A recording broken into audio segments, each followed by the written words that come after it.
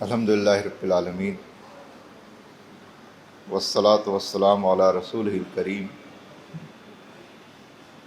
وعلی آلہ وصحبہ اجمعین، اما بعد فاعوذ باللہ من الشیطان الرجیم، بسم اللہ الرحمن الرحیم۔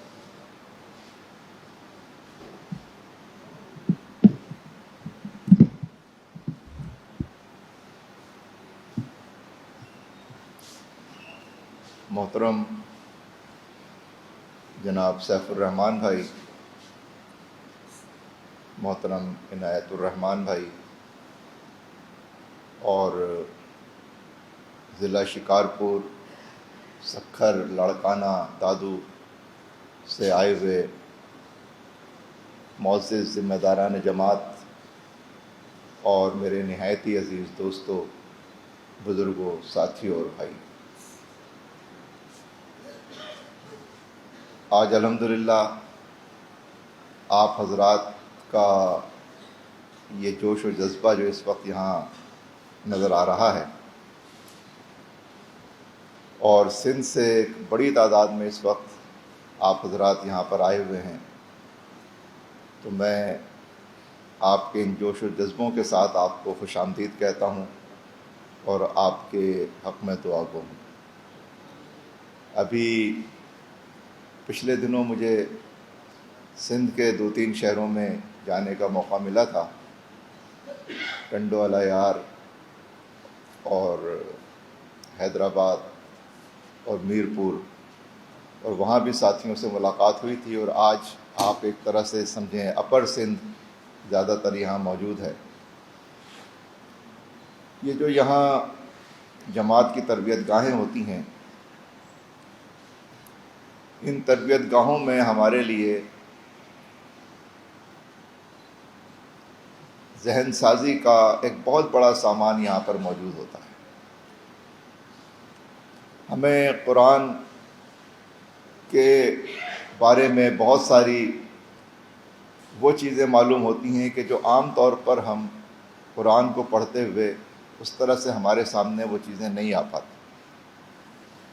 پھر قرآن کریم کا وہ زاویہ کہ جو تحریکی زاویہ ہے، پھر نبی کریم صلی اللہ علیہ وسلم کی حیات مبارکہ کا وہ زاویہ کہ جو تحریکی زاویہ ہے، یعنی تحریکی زاویے سے مراد یہ ہے کہ جس کے ذریعے قرآن کریم اس دنیا کو بدلنا چاہتا ہے، اور جس کے ذریعے نبی کریم صلی اللہ علیہ وسلم نے اپنی ایک سنت مبارکہ کے ذریعے اس تحریک کو، اس زاویے کو ہمارے سامنے حضور نے پیش کیا، اور اس تحریکی زاویے کو اللہ تعالیٰ نے انسانوں کے لیے ایک ماڈل اور ایک نمونہ بنا دیا کہ دنیا میں تبدیلی لانے کا ایک ماڈل اور ایک نمونہ جو ہے وہ علم کی شکل میں قرآن ہے، اور عملی قرآن کی شکل میں نبی کریم صلی اللہ علیہ وسلم کی حیات مبارکہ ہے۔ اور اس کے حوالے سے ابھی میں یہاں آیا تو میں نے دیکھا، سنا، اور آپ حضرات کے سامنے سورہ مدثر کی وہ ابتدائی آیات، اس کے بارے میں گفتگو ہو رہی تھی، اور وہ آیات بڑی قرآن کریم اور حضور اکرم صلی اللہ علیہ وسلم کی حیات مبارکہ کے میں ایک بہت ہی اہم موڑ تھا کہ جب نبی کریم صلی اللہ علیہ وسلم کے سپرد یہ مشن کیا گیا کہ آپ اس مشن کے اوپر سرفراز کیے گئے ہیں کہ آپ اس روئے زمین کے اوپر اللہ کی کبریائی کو قائم کریں۔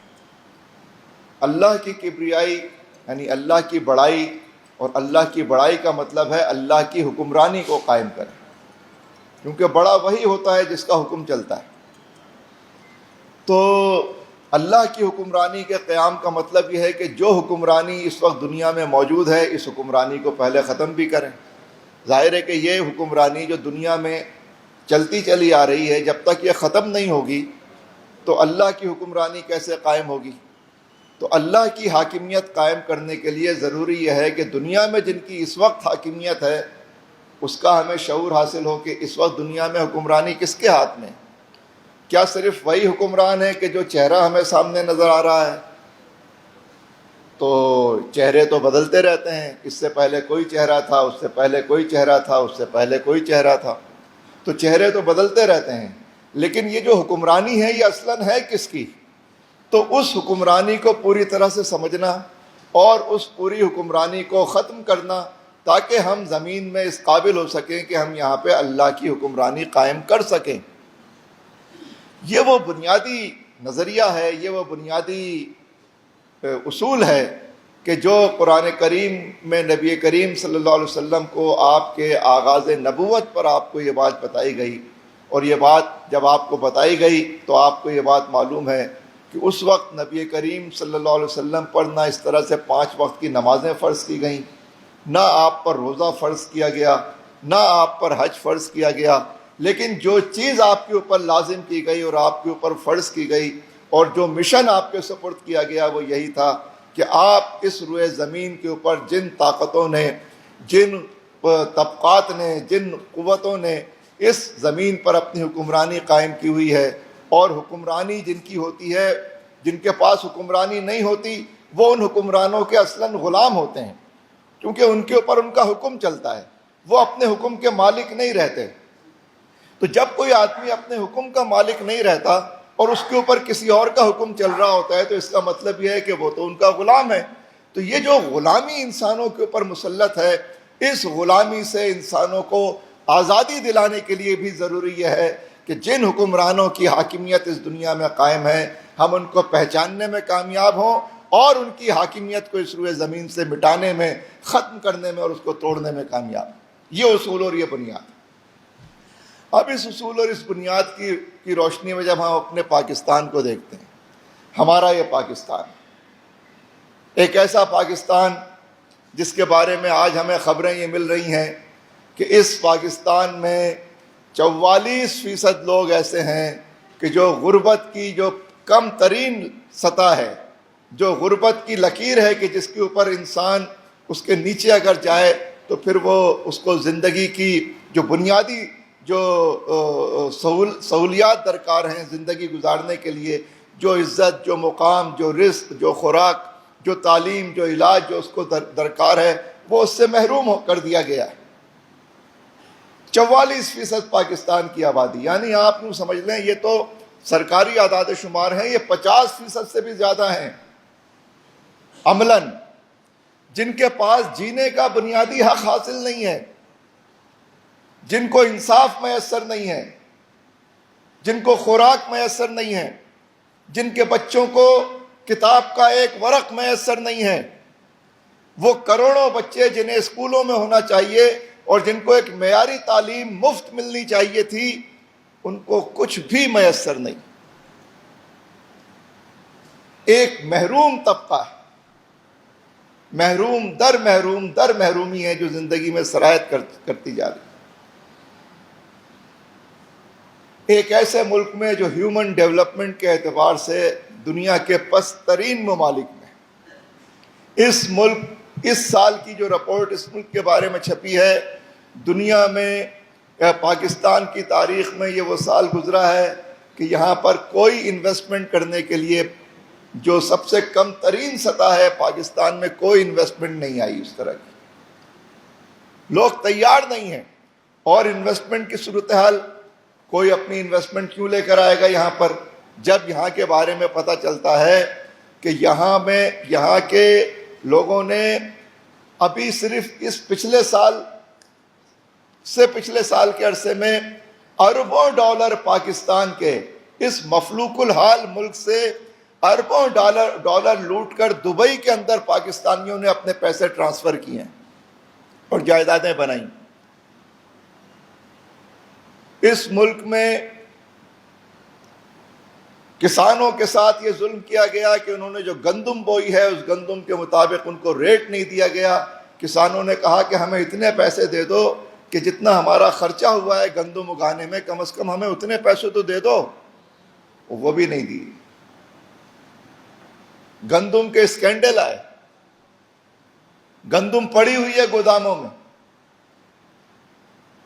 شکر کے اسکینڈل آ رہے ہیں، اور اسکینڈل بھی اس طرح کے آ رہے ہیں ان حالات میں کہ یہ جو سال گزرا ہے پاکستان میں ریکارڈ قرض پاکستان نے لیا ہے۔ اتنا قرض ایک سال میں پاکستان کی ہسٹری میں پاکستان نے کبھی نہیں لیا۔ اور پاکستان کا مطلب یہ نہیں ہے حکمران، قرض جب ہوتا ہے تو قرض قوم کے اوپر آتا ہے، اور چینی کی یعنی قوم کے اوپر آنے کا مطلب یہ ہے کہ جیسے انہوں نے اس ملک میں کوئی صنعتی ترقی کی ہی نہیں ہے. یہ ملک ایک زرعی ملک تھا،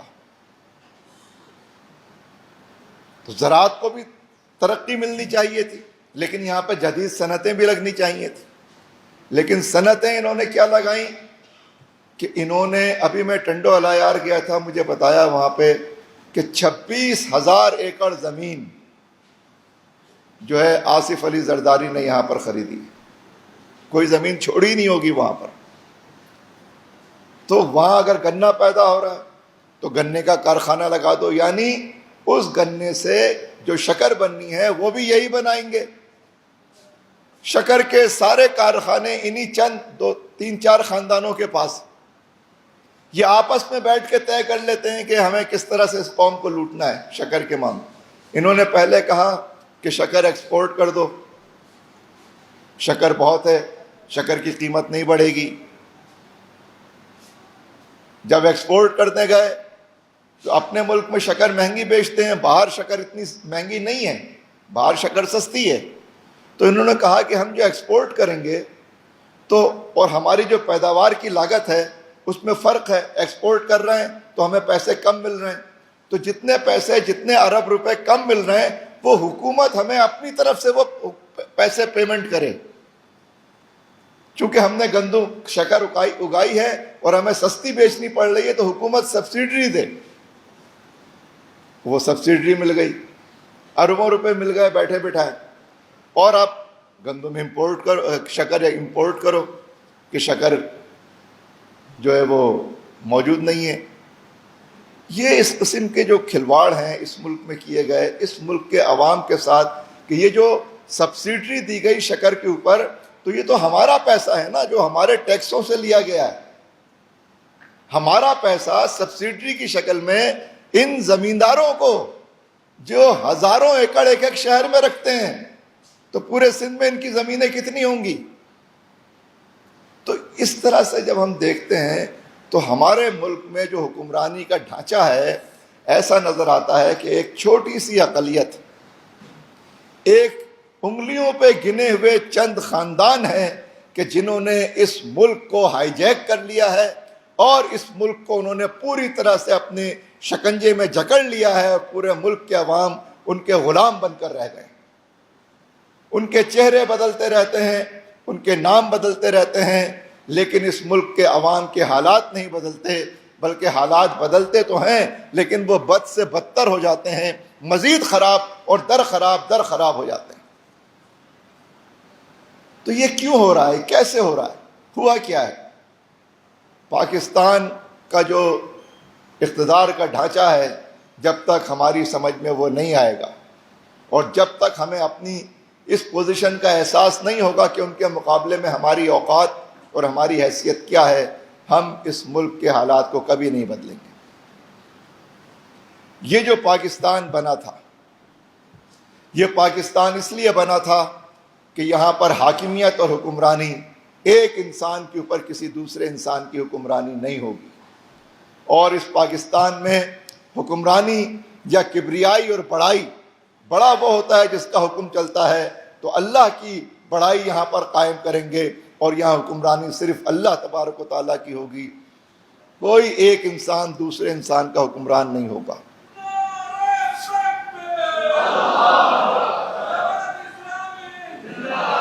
لیکن آپ کو معلوم ہے کہ پاکستان بنا، ایک ملک کی شکل میں پاکستان تو بن گیا،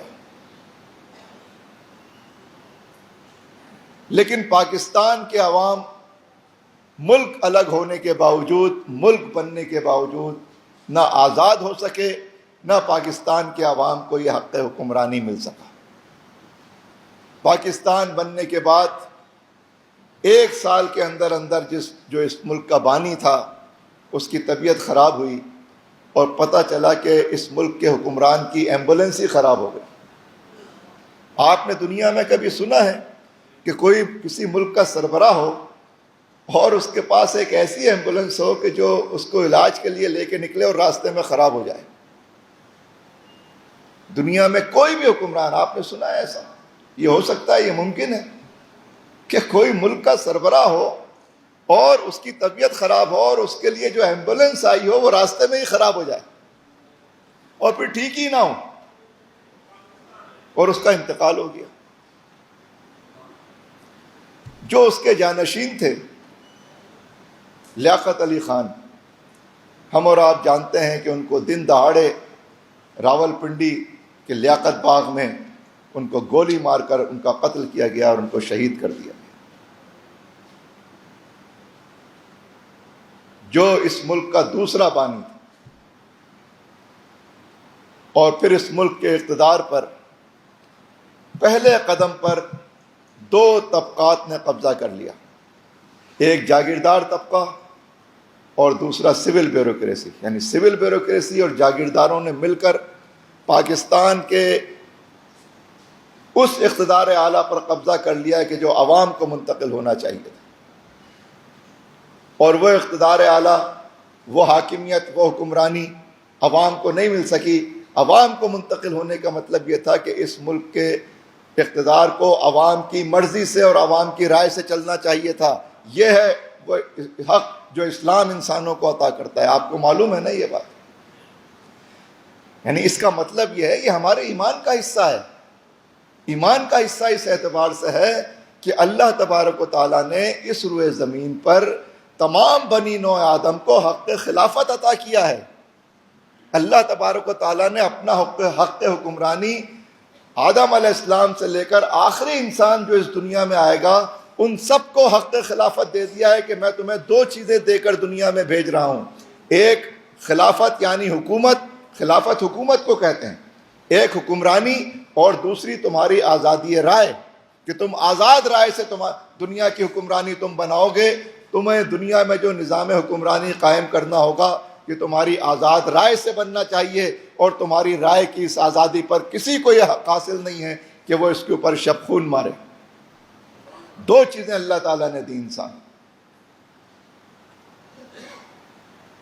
اور اسی نظام حکمرانی کو آپ عربی زبان میں جو ہم کہتے ہیں نا الہ اور رب، الوہیت اور ربوبیت، اس الہ کا مطلب جو ہے صرف وہ ذات نہیں ہے جس کی پرستش کی جائے، بلکہ اس کا مطلب ہے جس کے ہاتھ میں اقتدار کے سرچشمے ہوں۔ اور اس ربوبیت بھی یہ ہم مانی، آپ اس کو سمجھ لیں۔ تو دنیا میں جو الوہیت اور ربوبیت ہے وہ صرف اللہ تبارک و تعالیٰ کی ہوگی، اور وہ ہم اپنی آزاد رائے سے اس دنیا میں قائم کریں گے۔ اللہ نے ہمیں یہ حق دیا ہے۔ لیکن دنیا میں یہ ہوگا کہ فرعون بھی آئیں گے، شداد بھی اٹھیں گے ہمارے درمیان سے، جن کے ہاتھ میں طاقت آ جائے گی، زمین کی طاقت آ گئی، دولت کی طاقت آ گئی، اختیارات کی طاقت آ گئی، بندوق اور تلوار کی طاقت آ گئی، تو اور وہ طاقت زیادہ ہو گئی تو وہ کمزور انسانوں کو اپنا غلام بنا لیں گے۔ تو جب وہ ایسا کریں گے تو ہم ان کی اس حکمرانی کو نہیں مانیں گے اور ہم ان کی اس غلامی کو قبول نہیں کریں گے۔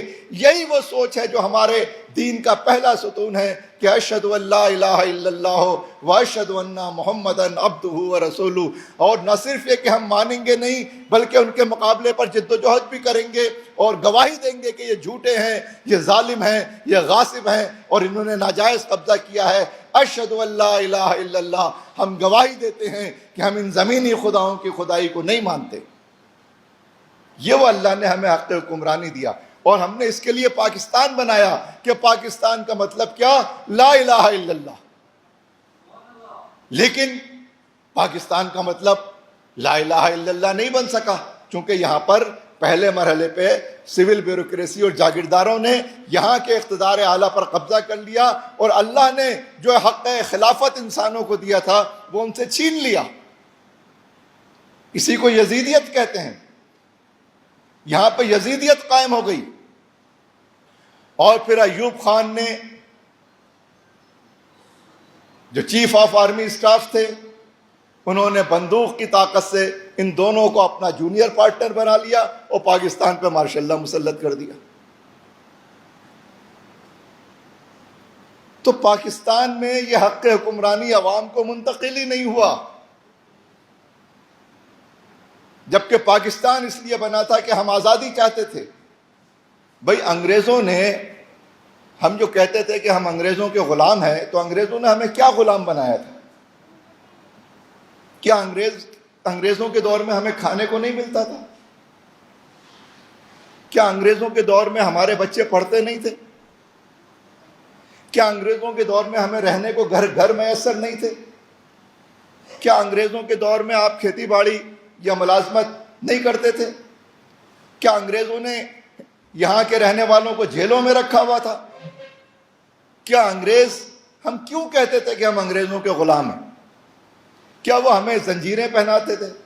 کیا انہوں نے ہمیں ہتکڑیاں ڈالی ہوئی تھیں؟ کیا انہوں نے ہمیں جیلوں میں ڈالا ہوا تھا؟ ہم کیوں کہتے تھے کہ ہم انگریزوں کے غلام ہیں؟ انگریزوں نے تو ان ظالموں سے زیادہ بہتر حال میں اس بر صغیر کو رکھا تھا۔ یہ جو پاکستان میں جتنے تعلیمی ادارے بنے ہیں، یہ سب انگریزوں نے بنائے ہیں، جو بڑے تعلیمی ادارے ہیں۔ یہ پنجاب یونیورسٹی کس نے بنائی ہے؟ یہ بڑے بڑے تعلیمی ادارے انگریزوں نے بنائے ہیں۔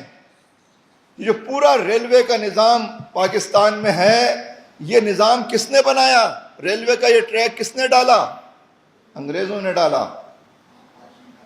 آبپاشی، یہ سارا جو نہری نظام ہے، یہ نہری نظام انگریزوں نے بنایا ہے۔ لیکن ہم پھر بھی کہتے تھے کہ نہیں، ہمیں غلامی قبول نہیں ہے، ہم انگریزوں کے غلام ہیں۔ غلام اس لیے اپنے آپ کو سمجھتے تھے کہ ہمارے اندر یہ احساس بیدار تھا کہ انہوں نے ہمارا اقتدار اعلیٰ ہم سے چھین لیا ہے۔ اگر کوئی ہم سے ہمارا اقتدار اعلیٰ چھین لے، ہمارا حق حکمرانی چھین لے، اور ہمیں بہت اچھا کھانے کو دے، بہت اچھا پہننے کو دے، بہت اچھا رہنے کو دے، تو ہم کیا اسے قبول کر لیں گے؟ نہیں۔ آزاد قومیں جو ہوتی ہیں، وہ تو یہ کہتی ہیں کہ ہم بھوکا رہنے کو تیار ہیں، لیکن ہم اپنا حق حکمرانی کسی کو نہیں دے سکتے۔ اسی کی بنیاد پہ تو آخرت کے فیصلے ہوں گے۔ اسی کو تو ربوبیت کہتے ہیں۔ لیکن یہ رب بن گئے، یہ رب بن کر مسلط ہو گئے۔ اور آپ کو معلوم ہے یہ بات، پاکستان دو حصوں میں تھے، دو بازو تھے پاکستان کے، ایک مغربی پاکستان اور ایک مشرقی پاکستان۔ اور مشرقی پاکستان وہ خطہ تھا کہ جہاں یہ مسلم لیگ بنی تھی، جہاں سے تحریک پاکستان شروع ہوئی تھی، اور اصلاً اس مشرقی پاکستان کے لوگوں نے پاکستان کی بنیاد رکھی تھی اور پاکستان کی تحریک چلائی تھی۔ یہ اصلاً وہ لوگ تھے، اور آج سے نہیں، بہت پہلے سے۔ آپ کو معلوم ہے کہ انگریز جو اس خطے میں آئے تھے، وہ کلکتے سے آئے تھے، کلکتہ بنگال۔ پہلے تو وہی وہ تھا نا، کیا نام ہے، بندرگاہ۔ تو انگریزوں نے جو پہلی فوج بنائی، جو پہلی ریجمنٹ بنائی، وہ بنگال ریجمنٹ تھی۔ تو ظاہر ہے، جو ریجمنٹ بنائی جاتی ہے تو ریجمنٹ کو اسلحہ دیا جاتا ہے۔ تو جب ریجمنٹ کو اسلحہ دیا انگریزوں نے، تو اس ریجمنٹ نے، جو بنگال ریجمنٹ تھی، اس نے بغاوت کی، پہلی بغاوت، اور وہ انگریزوں کے خلاف کی۔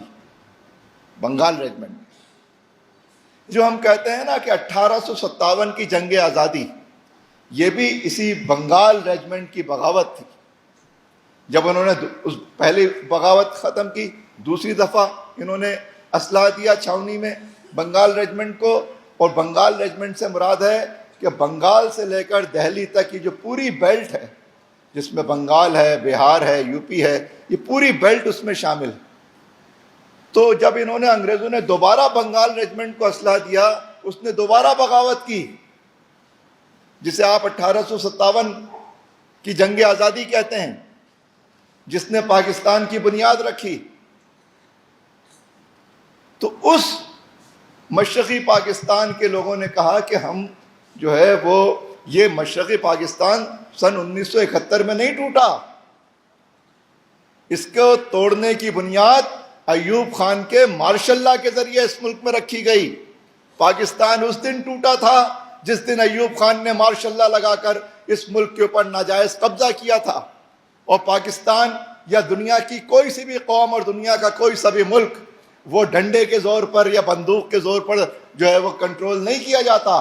وہ ایک آزاد جمہوری ماحول میں آئین، ملک کے آئین کے ذریعے ملک کے عوام کو جو ہے وہ کنٹرول کیا جاتا ہے، اور ان کو ایک دوسرے کے ساتھ رکھنے کا ایک آئین، ایک معاہدہ ہوتا ہے عوام کے درمیان. ایوب خان نے وہ آئین اس ملک میں جو آئین ساز اسمبلی بنی اس کو توڑ دیا، جو آئین بنایا گیا اس کو توڑ دیا، ناجائز قبضہ کر لیا، اور اس ملک میں اس نے ناجائز قبضہ کر کے اس کے بعد جاتے جاتے اپنا اقتدار اپنے دوسرے جنرل یحییٰ خان کے سپرد کر دیا. چہرے بدل گئے، نظام نہیں بدلا، نظام حکمرانی نہیں بدلا، چہرہ بدل گیا. اور پھر اس موقع پر ذوالفقار علی بھٹو صاحب جو پہلے ایوب خان کے ساتھ تھے، بعد میں جب 1971 کے انتخابات ہوئے اور انتخابات میں یہ پتہ چلا کہ اکثریت تو عوامی لیگ کو مل گئی ہے، شیخ مجیب الرحمان کو اکثریت مل گئی ہے، تو حکومت تو جمہوریت کے مطابق تو حکومت شیخ مجیب الرحمان کی بننی چاہیے تھی. تو کیا شیخ مجیب الرحمان کی حکومت بنی اس ملک میں؟ اگر شیخ مجیب الرحمان کی حکومت بنتی تو وہ کتنے ملکوں میں بنتی؟ 2 ملکوں میں بنتی، ایک مشرقی پاکستان، ایک مغربی پاکستان. بنتی یا نہیں بنتی؟ تو اگر کسی کی حکومت 2 ملکوں میں بن رہی ہو تو کیا وہ پاگل ہے کہ وہ ایک ملک الگ کر کے وہاں اپنی حکومت بنائے گا؟ عقل میں آتی ہے یہ بات؟ لیکن آپ کو معلوم ہے کہ پیپلز پارٹی حالہ میں بنی تھی، مخدوم صاحب کی حویلی کنونشن ہوا تھا، اور جو بڑے بڑے جاگیردار تھے وہ اس کا حصہ بنے تھے. بنیادی طور پہ یہ ملٹری بیوروکریسی اور جاگیرداروں کا اتحاد تھا جس کی قیادت ذوالفقار علی بھٹو صاحب کے ہاتھ میں تھی، اور انہوں نے ملک توڑنا قبول کر لیا، لیکن عوام کی رائے اور عوام کی اکثریت، اور انہوں نے جمہوریت کو قبول نہیں کیا، اور جمہوریت کی لاش پہ کھڑے ہو کر یہ جو ہے کمیونزم کے، سوشلزم کے اور جمہوریت کے نعرے لگاتے رہے. لیکن انہوں نے اس ملک میں ملک ٹوٹ گیا، لیکن انہوں نے عوام کی رائے کا احترام نہیں کیا، اور اب عوام کی رائے کے برخلاف پھر، کیونکہ مسئلہ یہ تھا کہ یہ جو میں نے آپ کو بتایا نا تاریخ میں کہ انگریزوں نے بنگال ریجمنٹ بنائی، تو بنگال ریجمنٹ نے انگریزوں کے خلاف بغاوت کی، ایک دفعہ کی، پھر دوسری دفعہ کی، کہ یہ جو رجحان تھا، سیاسی رجحان. پھر تحریک پاکستان، یہ بھی انہوں نے شروع کی. تو انہوں نے کہا کہ ہم نے تو انگریزوں سے غلامی کے لیے یہ ملک بنایا تھا، اگر ہمیں ان مقامی آقاؤں کی غلامی کرنی ہے تو ہم نے تو اس لیے یہ ملک نہیں بنایا. تو یہ بنگالی غدار نہیں تھے، یہ ایوب خان، جنرل ایوب خان نے اس ملک میں، آپ کو معلوم ہے جب قبضہ کر لیا، ناجائز قبضہ، کیپچر کر لیا اپنے ہی ملک کو، تو اس کے مقابلے پر تمام سیاسی قوتوں نے محترمہ فاطمہ جناح کو اس کے مقابلے پر کھڑا کیا. اور ایوب خان وہ شخص تھا، محترمہ فاطمہ جناح اس ملک کی بانی تھیں، انہوں نے یہ ملک بنایا ہے. یہ ملک محترمہ فاطمہ جناح نے بنایا تھا، لیکن ایوب خان نے اس ملک میں ان کو کہا کہ یہ بھارت کی ایجنٹ ہے. محترمہ فاطمہ جناح کو ایوب خان نے غدار قرار دیا اس ملک میں، اور اس ملک کے اوپر انہوں نے اپنا ناجائز قبضہ مسلط رکھا. آپ کے علم میں یہ بات ہوگی، نہیں ہے تو ہونی چاہیے، کہ جب ایوب خان نے ایک جعلی فراڈ ریفرنڈم الیکشن کرایا، صدارتی الیکشن، تو اس کے مقابلے پر تمام سیاسی قوتوں نے محترمہ فاطمہ جناح کا ساتھ دیا، اور سید مودودی رحمۃ اللہ علیہ اور جماعت اسلامی نے یہ فیصلہ کیا کہ ہم محترمہ فاطمہ جناح کے ساتھ. لیکن ایک اور چیز ہوئی کہ جتنے روایتی علماء تھے، جتنے روایتی مذہبی لوگ تھے، جتنے روایتی جو ہے وہ مذہبی گروہ تھے، ان سب نے ایوب خان کا ساتھ دیا. کیوں؟ اب آپ دیکھیے جو میں آپ سے کہہ رہا تھا نا کہ تحریکی اسلام اور روایتی مذہبیت، کیا فرق؟ یہ فرق لازماً آپ کو پتہ ہونا چاہیے، مجھے اور آپ کو، کہ ان کا ذہن کس طرح کام کرتا ہے اور اسلام کا تحریکی ذہن کیسے کام کرتا ہے۔ انہوں نے کہا کہ ایوب خان، انہوں نے کیا دیکھا کہ ایوب خان مرد ہے، فاطمہ جناح عورت ہے۔ وہ اس ملک کے نظام کو، اس ملک کے حالات کو، عوام کی صورتحال کو، آزادی اور جمہوری رائے کو اور جمہوری، وہ اس سے کوئی غرض ہی نہیں۔ انہوں نے کہا کہ ایوب خان مرد ہے، فاطمہ جناح عورت ہے، تو ہم تو مرد کا ساتھ دیں گے۔ آپ سوچیں ذرا، بڑے بڑے علماء کرام جن کو ہم کہتے ہیں کہ یہ علماء ہیں، یعنی ان کے پاس علم ہے، یار آپ سوچیں۔ اور انہوں نے کیا فیصلہ کیا کہ ہم ایک ماشاء اللہ ہم یزید کا ساتھ دیں گے۔ واحد سید مودودی تھے کہ جنہوں نے یہ اعلان کیا کہ ہم اس موقع پر فاطمہ جناح کا ساتھ دیں گے۔ اور لوگوں نے سوال کیا، ظاہر ہے وہی سوال کہ فاطمہ جناح تو عورت ہے۔ اب آپ دیکھیں ذہن، اب عوام کی ذہنی سطح کو کس طرح سے نیچے کی طرف، پستی میں وہ سطح کیسے جاتی ہے۔ تو سوال کیا ہے؟ سوال یہ نہیں ہے کہ ملک کو غلام بنا لیا گیا ہے، ملک کے اقتدار پر قبضہ ہو گیا ہے، ہونا کیا چاہیے، کرنا ہے۔ ان کا وہ تو مرد ہے، آپ عورت کا ساتھ دے رہے ہیں۔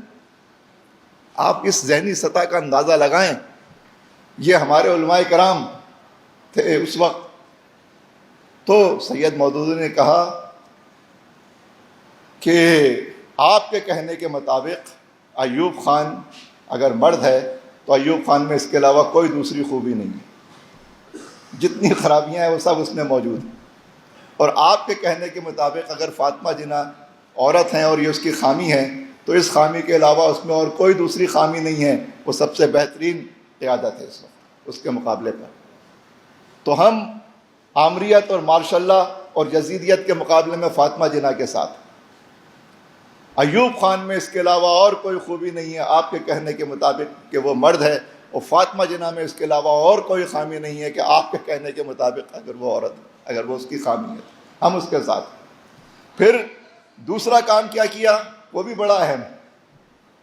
سید مودودی نے دوسرا فیصلہ یہ کیا، اور اس ملک میں جو سیاسی اتحاد بنے، ان سیاسی اتحاد میں جو پہلا سیاسی اتحاد بنا تھا وہ جماعت اسلامی اور کمیونسٹ پارٹی کا اتحاد تھا۔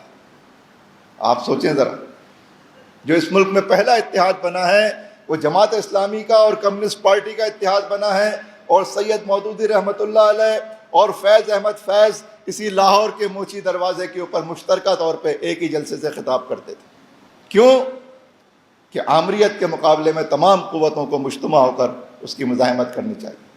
تو وہی ذہنی سطح کے لوگوں نے سے یہ سوال کروایا گیا کہ لو یہ تو اسلام کی بات کرتے ہیں اور انہوں نے کمیونسٹوں سے اتحاد کر لیا جو اسلام کے خلاف۔ اس کا جواب سید مودودی نے یہ دیا کہ جب ایک گلی یا ایک محلے میں مختلف لوگ رہتے ہوں، مثال کے طور پہ کوئی ہندو ہے، کوئی عیسائی ہے، کوئی یہودی ہے، کوئی کمیونسٹ ہے، کوئی شیعہ ہے، کوئی سنی ہے، کوئی دیوبندی ہے، کوئی بریلوی ہے، ایک گلی میں رہتے ہیں، اور گلی کے راستے میں کوئی چٹان کا پتھر آ کے گر جائے اور وہ گلی کا راستہ بند کر دے، تو پھر کیا کیا جائے؟ سب لوگ آپس میں ایک دوسرے سے لڑیں گے، یا سب کی ذمہ داری یہ ہے کہ وہ ابھی ہٹا دیں کہ تم کون ہو اور میں کون ہوں، سب مل کر گلی کے اس راستے سے اس پتھر کو ہٹائیں۔ جب راستہ کھل جائے گا تو جس کو جس منزل پہ جانا ہوگا وہ چلا جائے گا، لیکن راستہ ہی بند ہو تو کوئی کہیں نہیں جا سکتا، بند گلی میں آ جائیں گے ہم۔ تو اس لیے ساری قوتوں نے یہ ہماری تاریخ ہے یہ، اور ہمیں اس پر فخر ہے۔ لیکن ایوب خان نے اپنا اقتدار یحییٰ خان کو منتقل کیا، ملک ٹوٹ گیا، اور یہ دو طاقتوں کا اتحاد تھا، ایک جنرل شاہی کا اور ایک جاگیرداری کا، جس نے 1971 میں عوام کے رائے اور جمہوریت کو قبول نہیں کیا اور اس فیصلے کو مسترد کر دیا۔ ملک توڑنا قبول کر لیا، لیکن انہوں نے عوام کی جمہوری رائے کا احترام نہیں کیا۔ تو پھر وہی ہوا کہ اس کے بعد جس کے پاس زیادہ طاقت ہوگی وہ پھر زیادہ طاقت دکھائے گا۔ تو جن کے پاس زیادہ طاقت تھی انہوں نے بھٹو صاحب کو ہی وہ کیا کہ جو آج بھی ہماری تاریخ میں ہمارے سر شرم سے جھک جاتے ہیں۔ عدالتوں کے ذریعے کام کیا گیا، اور اب تو عدالتوں نے خود کہہ دیا کہ یہ عدالتی قتل تھا. تو اگر یہ عدالتی قتل تھا تو جن لوگوں نے یہ قتل کیا ہے کیا ان مجرموں کو اس کی سزا دی گئی اس ملک میں؟ آج صدارت کس کے پاس ہے؟ تو کیا وہ ان مجرموں کو پکڑ رہے ہیں جنہوں نے یہ قتل کیا ہے؟ ان کو سزا ملی کوئی؟ جس نے یہ ملک توڑا اس جنرل یحییٰ خان کو توپوں کی سلامی دے کر جو ہے وہ اس کو دفن کیا گیا عزت اور احترام کے ساتھ. کہنے کا مطلب یہ ہے کہ چہرے بدل گئے، پہلے ایک چہرہ، پھر دوسرا چہرہ، پھر تیسرا چہرہ، اور اس ملک کے عوام کو حق حکمرانی اور ان کو آزادی نہیں مل سکی. ملک الگ ہو گیا، ملک ٹوٹ گیا، پھر بھی آزادی نہیں ملی. اور اس ملک کے حالات آگے کی طرف اس طرح بڑھائے گئے کہ عوام کی رائے پر، جو سول حکمرانی جس کو کہتے ہیں، عوام کی رائے پر دو طبقات نے قبضہ کر لیا، ایک جاگیردار طبقے نے اور ایک پسماندہ اور کرپٹ چور سرمایہ کاروں نے، جنہوں نے یہاں پہ کوئی سائنس اور ٹیکنالوجی کی صنعتی ترقی کا نظام قائم، ڈھانچہ قائم نہیں کیا. انہوں نے جو ترقی کی، صنعتی ترقی ہمارے ملک میں کیا ہوئی کہ گندم کی زمینیں ہیں تو انہوں نے گندم کی ایک مل لگا دی، آٹے کی مل لگا لی، یہ ہماری صنعتی ترقی ہو گئی. آج کی اس جدید دنیا میں گنے کی فصل ہے تو انہوں نے شکر کا کارخانہ لگا دیا. کوئی ایسا یہاں پہ صنعتی ترقی نہیں ہو، اور اس کے ذریعے مزید خزانے سے لوٹ مار. تو یہ چور طبقے نے عوام کی سول نمائندگی پہ قبضہ کر لیا، اور پسے پردہ اقتدار کے اوپر ان لوگوں نے قبضہ کیا کہ جنہیں آپ کہتے ہیں فرشتوں کی حکومت، فرشتوں کے کنٹرول میں چلا. اتنا مقدس ملک ہے ہمارا ماشاءاللہ کہ ہمارے ملک کا نظام فرشتوں کے ہاتھ میں ہے ماشاءاللہ سے.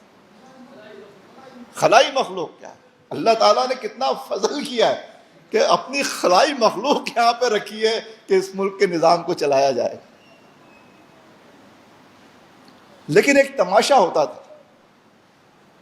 عوام کو جمع کیا جاتا تھا، ایک تماشا ہوتا تھا کہ جی الیکشن ہو رہے ہیں، یہ 88 کے الیکشن ہے، یہ 90 کے الیکشن ہے، یہ 93 کے الیکشن ہے، یہ 97 کے الیکشن ہے، یہ 2002 کے الیکشن ہے، یہ 2008 کے الیکشن ہے. ایک تماشا ہوتا تھا. تماشا یہ ہوتا تھا کہ لوگوں کو ٹرالی میں بھر کے لایا جاتا تھا کہ اپنی مرضی کا بھیڑیا منتخب کر لو، اس لیے کہ تم تو حقیر ہو، تم تو کیڑے مکوڑے ہو، تم تو الیکشن لڑ نہیں سکتے، تمہاری کیا اوقات. اس لیے کہ الیکشن لڑنے کے لیے آپ کو اربوں کروڑوں روپے چاہیے.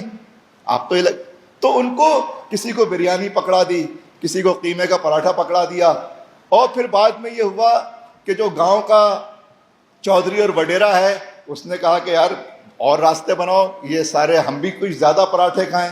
تو وہ اپنے پورے گاؤں کے سودے کر لیے اس نے. آپ کو معلوم ہے ابھی یہ جو سندھ میں ایک ضمنی الیکشن ہوا تھا، اس الیکشن میں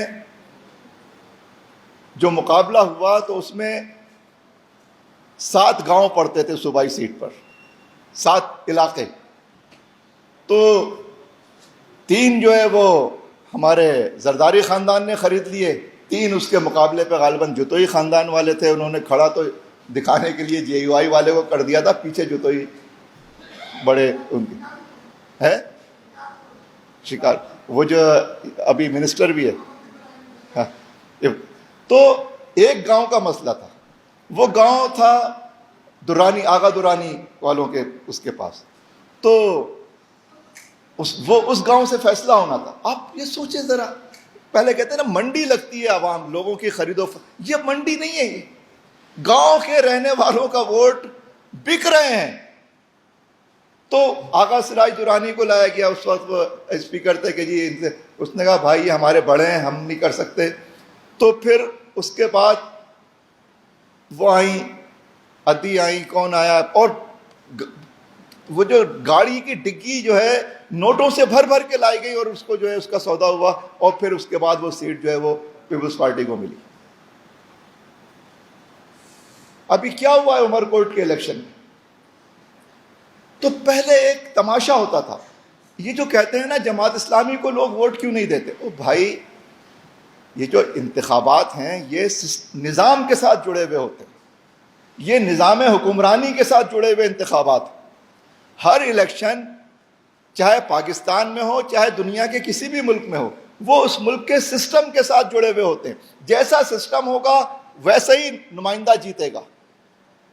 جماعت اسلامی کا کارنامہ یہ ہے اور جماعت اسلامی کی طاقت یہ ہے کہ وہ ہم اور آپ جیسے غریب لوگوں کو الیکشن میں کھڑا کر دیتی ہے، ورنہ عام آدمی اس الیکشن میں کھڑا نہیں ہو سکتا. تو وہ کہتے ہیں بھائی ان کو لوگ ووٹ کیوں دیں گے؟ جاگیردارانہ نظام میں الیکشن ہوگا تو جاگیردار جیتے گا، لٹیروں کے نظام میں الیکشن ہوگا تو لٹیرا جیتے گا. آپ تو ان کو داد دیں. یعنی اس ملک میں آپ سوچیں کیسے کیسے تماشے اور لطیفے ہوئے ہیں، اور بھیانک لطیفے ہوئے ہیں. جس نے اس پاکستان کے اوپر سب سے بڑا احسان کیا اور اس پاکستان کو ایٹمی طاقت بنا دیا، اس کا نام کیا تھا؟ ڈاکٹر عبد القدیر خان.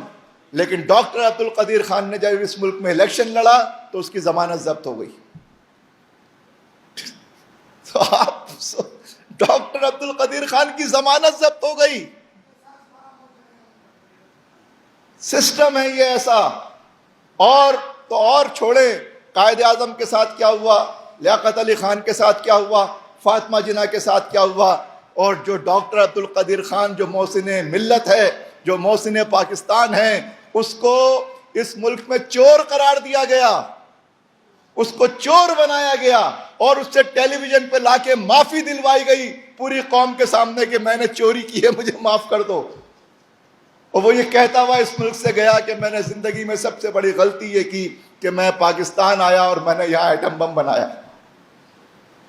ہم نے اس کو ذلیل اور رسوا کر کے اس ملک سے بھیجا. وہ بھی ماشاء اللہ ایڈمنسٹریٹر نے یہ کام کیا. یار یہ ملک اس لیے بنا تھا.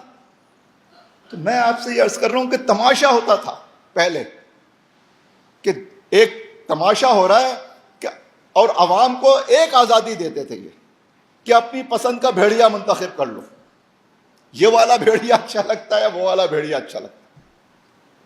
تو کہتے تھے الیکشن ہو گیا، یہ والا بھیڑیا جیت گیا. لیکن یہ جو سیاسی حالات پاکستان میں، حالات بدلتے نہیں ہیں، خراب سے خراب تر ہو جاتے ہیں.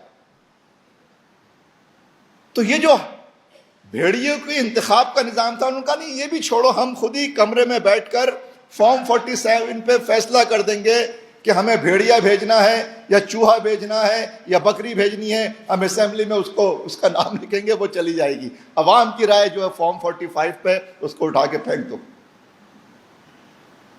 تو اب انہوں نے وہ تماشا بھی ختم کر دیا. اور کتنی شرمناک بات، کتنی شرمناک بات کہ خواجہ آصف صاحب جو اس ملک کے وفاقی وزیر ہیں، انہوں نے کس ملاقات پر، دنیا میں کسی ملک کی ایسی ملاقات نہیں ہوتی کہ ہمارے ملک کے ایک 22 گریڈ کے افسر دنیا کی سپر طاقت کے صدر کے ساتھ اپنے ملک کے اور قومی عالمی حالات کے اوپر تبادلہ خیال فرماتے ہیں، لنچ کرتے ہیں. نہ صدر کو پتا کیا ایجنڈا ہے، کیا باتیں، نہ وزیر اعظم کو پتا، نہ وزیر خارجہ کو پتا، نہ ملک کے عوام کو پتا. دنیا میں کوئی ملک آپ نے دیکھا ہے ایسا؟ کیا یہ اس ملک کی توہین نہیں؟ کیا ہمیں اپنی اس غلامی کی کسک محسوس ہوتی ہے؟ کیا ہم نے اپنے دل میں، اپنے سینے میں کوئی خلش محسوس کی؟ کوئی ہمیں اپنی تذلیل، اپنی توہین محسوس ہوئی؟ نہیں ہوئی. غلامی میں بدل جاتا ہے قوموں کا ضمیر. تو یہ کسی اور قوم کے بارے میں نہیں ہے، یہ ہمارے بارے میں، میں اور آپ ہیں جن کا ضمیر اتنا بدل گیا ہے کہ ہمیں خلش محسوس نہیں ہو رہی. ہمیں نہیں پتا، لوگ ایسے ہی اندازے لگا رہے ہیں یہ ہوا ہوگا، یہ ایجنڈا ہوگا، وہ ایجنڈا ہوگا، یہ بات ہوئی ہوگی، وہ بات ہوئی ہوگی۔ اور خواجہ آصف صاحب نے اس کے جواب میں کیا فرمایا جب ان سے پوچھا گیا تو انہوں نے کہا کہ ملک میں ہائیبرڈ نظام ہے۔ کتنے فخر سے، لفظ شاید انہیں اچھا لگتا ہوگا، اس کا مفہوم، اس کا مطلب انہیں صحیح سے پتہ نہیں ہوگا، یا غلامی میں ان کا اتنا بدل گیا ہے مزاج اور ضمیر کہ انہیں اس کا احساس بھی نہیں تھا کہ وہ کیا فرما رہے ہیں۔ ہائیبرڈ نظام کیا ہوتا ہے؟ ہائیبرڈ نظام کا مطلب یہ ہے کہ سر آئینہ میرا عکس ہے، پس آئینہ کوئی اور ہے۔ وہ جو کٹ پتلیوں کا کھیل ہوتا ہے کہ کٹ پتلیوں کو نچایا جاتا ہے، تو کٹ پتلیاں تو بے جان ہوتی ہیں، نچانے والے ہاتھ ہوتے ہیں۔ تو وہ فرما رہے ہیں یہ ہائیبرڈ نظام ہے۔ تو وہ فرما رہے ہیں کہ ہم کٹ پتلیاں ہیں، اس ملک میں ہائیبرڈ نظام ہے۔ تو ہم جو وزیر بنے بیٹھے ہیں، صدر بنے بیٹھے ہیں، وزیر اعظم بنے بیٹھے ہیں، تو ہم تو کٹ پتلیاں ہیں۔ آپ نے کبھی فخر سے کسی کو اپنی غلامی کو اس طرح بیان کرتے ہوئے دیکھا ہے؟ اس ملک میں، اس ملک کے وفاقی وزیر اس طرح اس کو بیان فرما رہے ہیں کہ ہم کٹ پتلیاں ہیں لیکن ملک میں ہائیبرڈ نظام۔ اوے بھائی، پاگل ہو گیا یار تو اس کو فخر سے بیان کر رہا ہے؟ تو شرم نہیں آ رہی؟ ہائیبرڈ نظام ہے تو استعفیٰ دے کے گھر کیوں نہیں جاتا؟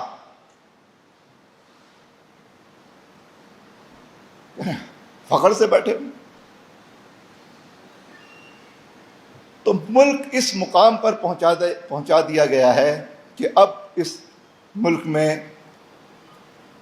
عوام کا حق حکمرانی مکمل طور پر ان سے چھین لیا گیا ہے، اور ان سے کہا جاتا ہے کہ تمہیں اس غلامی کو قبول بھی کرنا ہے، سر بھی جھکانا ہے، اور اسی طرح زندگی گزارنی ہے اس ملک میں۔ آپ سوچیں، اس ملک میں 20 سے 30 لاکھ لوگ ہیں جو اس حکومت کے دور میں، پڑھے لکھے نوجوان جو اس ملک کو چھوڑ کر چلے گئے یا کشتیوں کے اندر ڈوب گئے باہر جاتے۔ کوئی خوشی سے یہ کام کر رہا ہے؟ کیا ہو رہا ہے؟ کس طرح سے یہ ملک چلے گا؟ تو اس ملک میں کہتے تھے کہ جماعت اسلامی کو لوگ ووٹ نہیں دیتے۔ میں پوچھتا ہوں کہ کراچی شہر جو پاکستان کا سب سے بڑا شہر ہے، اس میں آخری بلدیاتی الیکشن میں سب سے زیادہ ووٹ کس پارٹی کو ملے تھے؟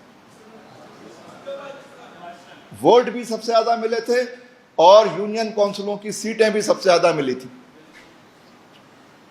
لیکن جماعت اسلامی کو میئر بنانے کا حق نہیں ملا اس شہر میں۔ 3 پارٹیاں تھیں، ویسے تو 4 پارٹیاں تھیں، M Q M, Peoples Party اور پی ٹی آئی اور Jamaat Islami.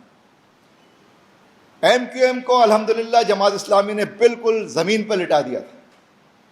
M Q M عوام کی حمایت مکمل طور پہ کھو چکی۔ تو رات کو ایم کیو ایم نے فیصلہ کیا کہ ہم بائیکاٹ کر رہے ہیں تاکہ اپنی عزت بچا لیں، ورنہ الیکشن میں ہار۔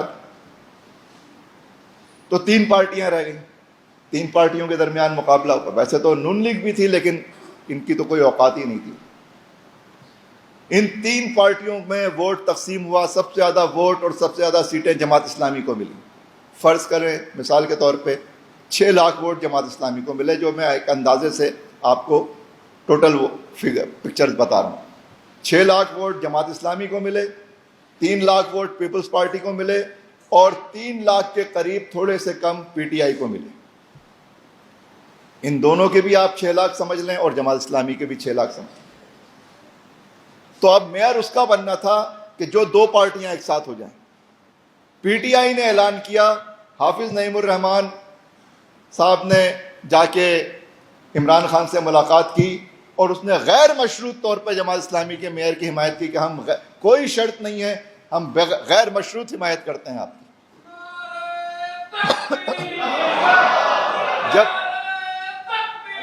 جب غیر مشروط حمایت ہوئی تو اب تو میئر کلیئر ہو گیا، جماعت اسلامی کا میئر بننا چاہیے تھا۔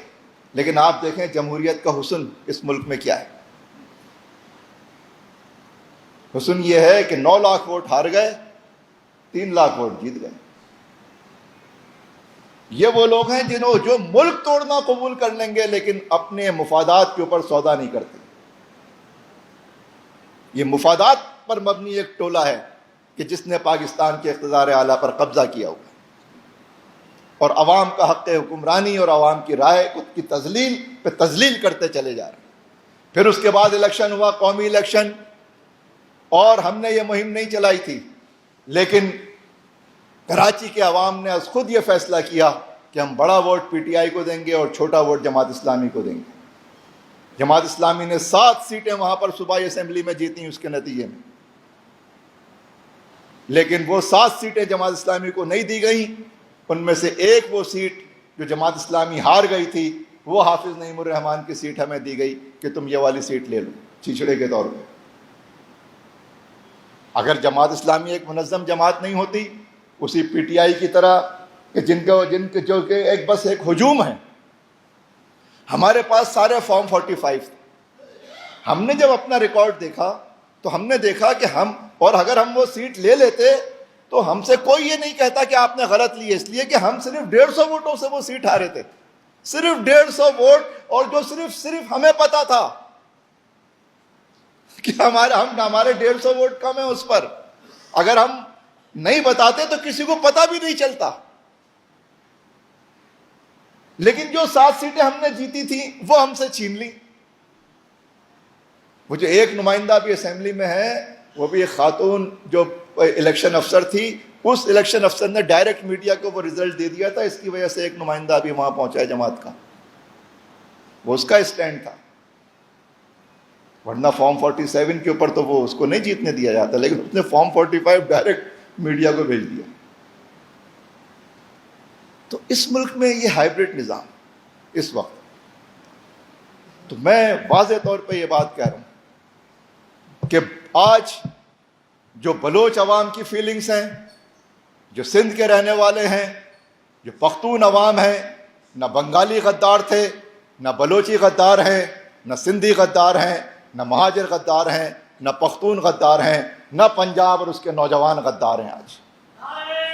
اور اس ملک میں آخری بات کر کے بات ختم کر رہا ہوں کہ اس ملک میں وہ سیاسی صورتحال جو آج اس ملک میں پیدا ہوئی ہے، پچھلے 78 سالوں میں بھی ایسی صورتحال پیدا نہیں ہوئی تھی۔ یہ ملک ٹوٹ گیا تھا، لیکن اس کے باوجود قوم 2 حصوں میں بٹی ہوئی تھی، پوری قوم ایک پیج پر نہیں تھی۔ ملک ٹوٹ گیا۔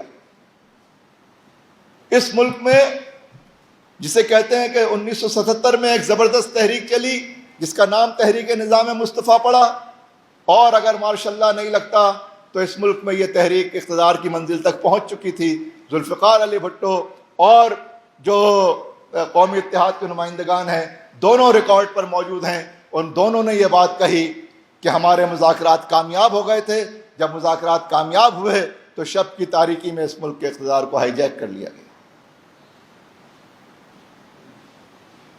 یہ ہوا۔ اس وقت بھی قوم 2 حصوں میں بٹی ہوئی تھی، ملک ایک پیج پر نہیں تھا۔ پیپلز پارٹی کو ایسی کمزور پارٹی اس وقت نہیں تھی۔ ملک 2 حصوں میں بٹا ہوا تھا سیاسی طور پہ۔ ملک ٹوٹ گیا تھا، لیکن اس کے باوجود سیاسی طور پہ 2 حصوں میں بٹا ہوا تھا۔ آج اس ملک کی جو صورتحال ہے، میں پورے وثوق سے آپ سے یہ بات کہہ رہا ہوں کہ پاکستان کے 25 کروڑ عوام یہ بات اب اچھی طرح سمجھ گئے ہیں، اور اس اعتبار سے ذہنی طور پر ایک پیج کے اوپر آ گئے ہیں کہ ملک کی 78 سالہ تباہی اور بربادی کی بنیادی وجہ کیا ہے اور اس کا اصل ذمہ دار کون ہے۔ پورا ملک آج ہم یہ بات سنتے تھے اپنے ابتدائی دور سیاست میں، طالب علمی کے زمانے میں، کہ اس ملک کا نظام اس وقت تبدیل ہوگا اور اس ملک میں انقلاب اس وقت آئے گا جب 2 چیزیں ہوں گی اس ملک میں، جب 2 منظرنامے پیدا ہوں گے۔ ایک یہ کہ ایک شرابی 2 شرابیوں میں لڑائی ہوگی، ایک شرابی انقلاب کے حق میں ہوگا اور ایک شرابی انقلاب کے خلاف ہوگا، ایک زانی انقلاب کے حق میں ہوگا، ایک زانی انقلاب کے خلاف ہوگا۔ جب 2 شرابیوں اور 2 زانیوں میں لڑائی ہوگی اس مسئلے پہ تو اس ملک میں انقلاب آئے گا۔ آج یہ ہم اپنی آنکھوں سے دیکھ رہے ہیں۔ دوسری بات ہم نے یہ سنی کہ پاکستان میں انقلاب اس وقت آئے گا جب پنجاب میں یہ ذہنی انقلاب آئے گا، اور آج میں پورے وثوق سے آپ سے یہ بات کہہ رہا ہوں کہ پورے پنجاب میں، خاص طور پر نوجوانوں میں، یہ ذہنی تبدیلی اور انقلاب آ چکا ہے الحمدللہ۔ انقلاب کو لوگوں نے ایک خوفزدہ لفظ بنا دیا ہے. انقلاب جو ہے بہت ہی معقول اور بہت ہی شائستگی سے کسی تبدیلی کو دنیا میں لانے کا دوسرا نام ہے. انقلاب ایک معقول لفظ ہے. انقلاب میں خونی رنگ اس وقت آتا ہے جب یہ فرعون اور شداد مزاحمت کرتے ہیں اور اس کو راستہ نہیں دیتے اور اس کے راستے بند کرتے ہیں، تو پھر انقلاب اپنا راستہ خود بناتا ہے. ورنہ انقلاب بڑی شائستگی کے ساتھ آتا ہے. تو وہ ذہنی انقلاب اس ملک میں آ چکا ہے جس کو کہا جاتا ہے کہ سوشل میڈیا بہت، یعنی ملک کا سب سے بڑا مسئلہ ہمارے حکمرانوں کی نظر میں سوشل میڈیا ہے. آپ سوچیں، دنیا کے کسی ملک میں یہ بات کہی جاتی ہے کہ ہمارا سب سے بڑا مسئلہ سوشل میڈیا ہے؟ ہمارے ملک میں سوشل میڈیا. ساری دنیا میں انٹرنیٹ صحیح کام کرتا ہے، پاکستان میں انٹرنیٹ صحیح کام نہیں کرتا. یار 5 ہائی کورٹ کے ججز نے ابھی دہائی دی ہے سپریم کورٹ میں کہ ہمیں ہمارے بیڈ روم کی ویڈیوز بنائی جاتی ہیں، ہمارے رشتہ داروں کو ٹارچر کیا جاتا ہے اغوا کر کے، اور ہم سے اپنی مرضی کا فیصلہ لکھوانے کے لیے دباؤ ڈالا جاتا ہے. جب عدالتیں، تو اس ملک میں ایک ہائیبرڈ نظام کا مطلب یہ ہے کہ 2 نمبر کا صدر، 2 نمبر کا وزیر اعظم، 2 نمبر کی وزارت اعلیٰ، 2 نمبر کی اسمبلیاں، 2 نمبر کی پارلیمنٹ، 2 نمبر کی سینٹ، 2 نمبر کے وزیر، سارا نظام 2 نمبر.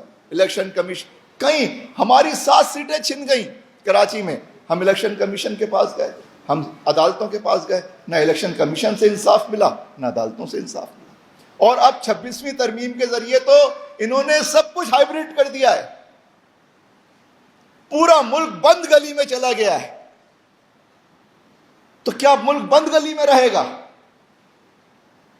بند گلی میں دنیا کا کوئی ملک اور کوئی قوم نہیں رہ سکتی. لیکن ہم جو سندھ کے رہنے والے ہیں، ہمیں یہ بات معلوم ہے کہ سمندر کے کھارے پانی میں بڑی طاقت ہوتی ہے. جب کوئی چٹان سمندر کے کھارے پانی کو روکنے کی کوشش کرتی ہے تو سمندر کا کھارا پانی یا تو اس چٹان کو کاٹ دیتا ہے یا دائیں بائیں سے ہو کے اپنی منزل کی طرف چلا جاتا ہے اور چٹان دیکھتی رہ جاتی ہے. پاکستان اس وقت اسی مقام پر کھڑا ہوا ہے. پورا ملک ایک پیج پر، اور یہ تبدیلی آئے گی اور انشاءاللہ ضرور آئے گی. یہ انقلاب آئے گا اور انشاءاللہ ضرور آئے گا، اور پرامن طریقے سے آئے گا، جمہوری طریقے سے آئے گا، عوام کی طاقت سے آئے گا، عوام کی رائے سے آئے گا. حکمرانوں پہ انحصار ہے کہ وہ یا تو اس کا راستہ کھول دیں یا پھر وہ مزاحمت کریں گے. تو عوام کے پاس بھی آئین پاکستان کے مطابق مزاحمت کا حق حاصل ہے. آئین پاکستان الیکشن میں آزادی رائے کا حق دیتا ہے، اور آئین پاکستان سڑک کے اوپر جمہوری احتجاج کا حق عوام کو دیتا ہے. انشاءاللہ تعالی یہی پرامن جمہوری جماعت اسلامی کا راستہ پرامن جمہوری انقلاب اور پرامن جمہوری جد و جہد کا راستہ ہے، اور یہی راستہ انشاءاللہ کامیابی کی منزل تک پہنچے گا. وآخر دعوانا الحمدللہ.